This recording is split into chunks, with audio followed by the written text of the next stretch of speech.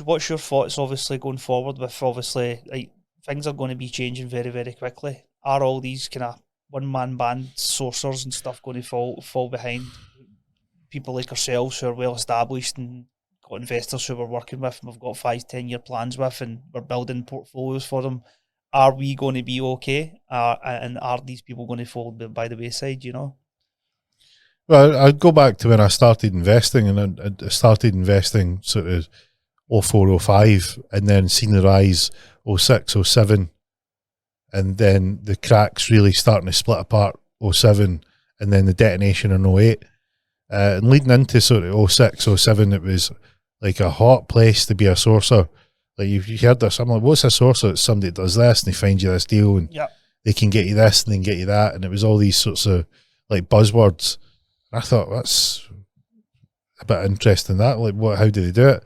And then you seen that when the cracks started to form, like it was a mass exodus. You know, all these guys that were making the noise about, you know, we'll find you this, we'll find you that, were like working for DHL. And then, you know, I'm driving a van for a delivery company. And what happened to the sourcing? It's just completely dried up. So they were out the door because the market is based on confidence. So an investor is investing because they're confident in the market. When there's a market shake-up, that confidence is lost. And when the confidence is lost, what happens is the dynamics change of how much naivety you would apply. So when market's great and everything's going good and somebody's making all the right noises, you might let it slide that, hey, look, they're just starting out, or they're new, or they're hungry, or whatever it is. And you'd be like, yeah, but everything's going well, because the property market's probably going to keep taking off if it's at the early part of the cycle. But as you dip over the edge and go down, the confidence drops. So people are spooked and they're not just going to rush into things because the market's falling. And what you want is you want really steady, sure hands if you are going to invest. In that downward spiral. I mean, the things that you would want to ask is, like, what strategy would you use in a downward spiral? What's the situation in terms of, if I buy that, what's my likely downside? How do I weigh that up against the upside of the income? Is the income going to be as steady as it has been because there's a market dynamic change? If so, what's that likely to be? What strategies have you got to manage and get around that? And when you answer these questions, what happens is that the questions are born from the market's had a shake-up and confidence has dropped. And what's happening is you can answer more and more of these questions, the confidence rises back up. But that the answer to the questions come from experience, wisdom, being involved in a down cycle, investing through a downturn. And majority of the sources out there don't have that, so they're never going to get that confidence up to the level where an investor feels happy to get involved back in the market. So it's going to be a real interesting one where the majority of these guys will likely disappear. You know, they'll become a PT in Dubai at 10k a month or whatever the buzzword is. Yeah, it's very interesting that.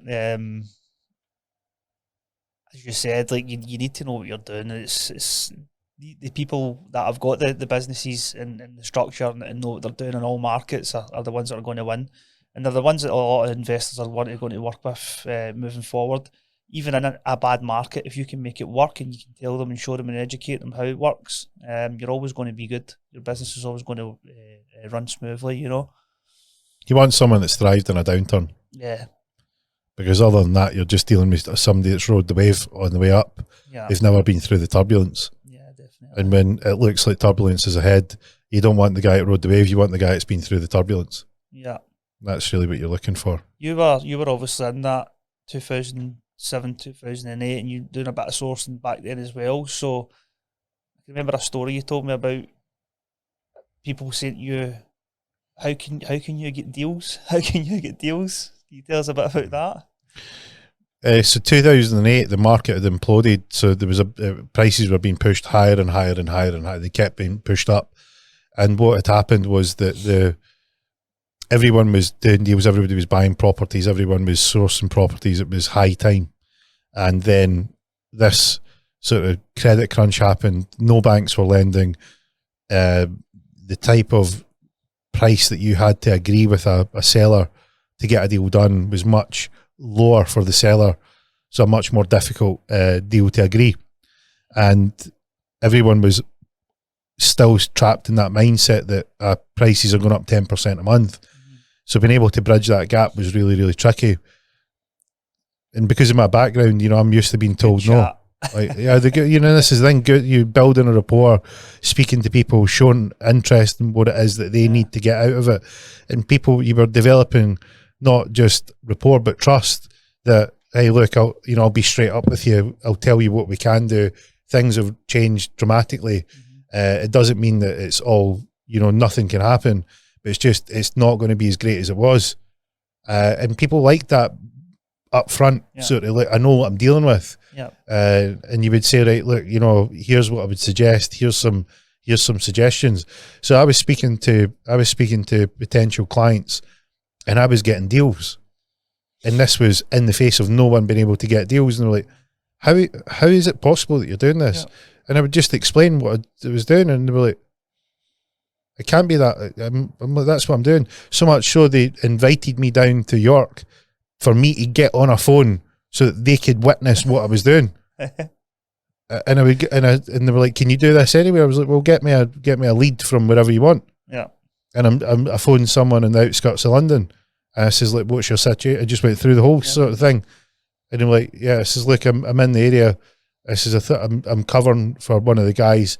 He's had to take a bit of time off. I thought I'd seen your inquiry come through. I thought I would get in touch with you. You know, let's find out a wee bit more about your situation.